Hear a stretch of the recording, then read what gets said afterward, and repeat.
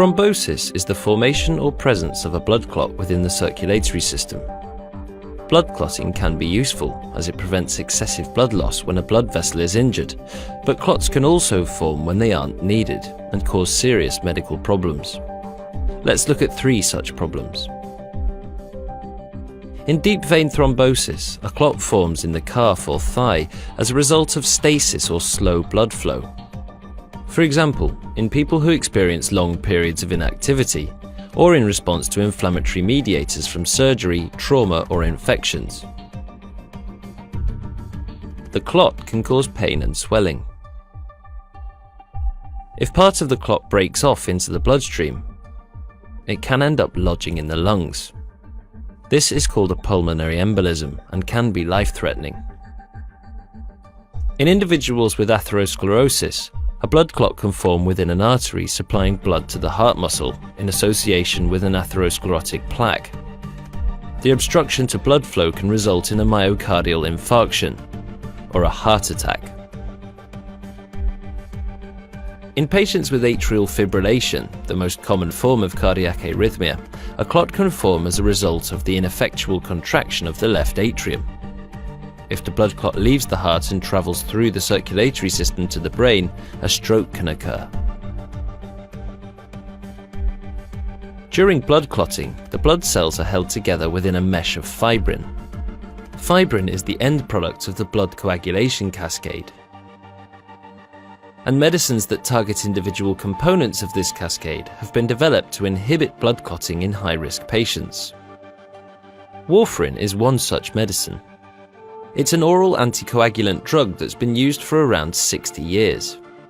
Warfarin prevents clotting by lowering the levels of active vitamin K, a molecule essential for the maturation of a number of the blood coagulation factors. It's commonly prescribed to patients with deep vein thrombosis or pulmonary embolism, and to patients with atrial fibrillation. But unfortunately, many commonly used medicines and foods modify the effect of warfarin. Additionally, how patients metabolize warfarin varies considerably, and so its activity has to be monitored by regular blood testing. Because of these issues, many patients who should be taking warfarin do not do so, and investigators have been searching for other, more straightforward therapeutic options.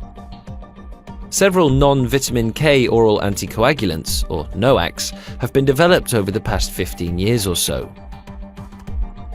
Dabigatran is a direct thrombin inhibitor that has been approved for patients with deep vein thrombosis and pulmonary embolism, and some patients with atrial fibrillation.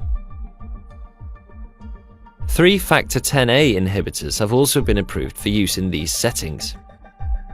In Europe, one of these drugs, rivaroxaban, can also be used in patients who've had a heart attack.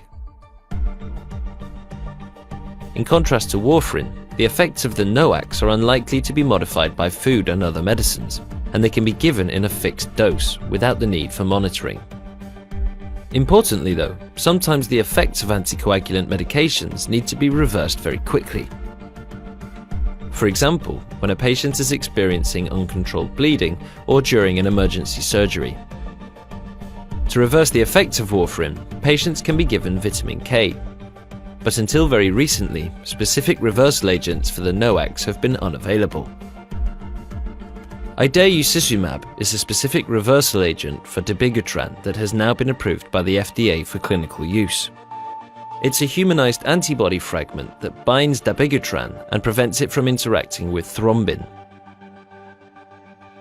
A reversal agent for the factor Xa inhibitors is also currently being reviewed by the FDA. This agent, andexanet alpha, is a protein derived from human factor Xa. Andexanet alpha acts as a decoy by directly binding the factor Xa inhibitors and preventing them from interacting with endogenous factor Xa. Other reversal agents for the NOACs are in earlier stages of development. Specific antidotes for NOACs could help to manage their risks more effectively, enhancing their usefulness in the treatment of thrombotic disorders.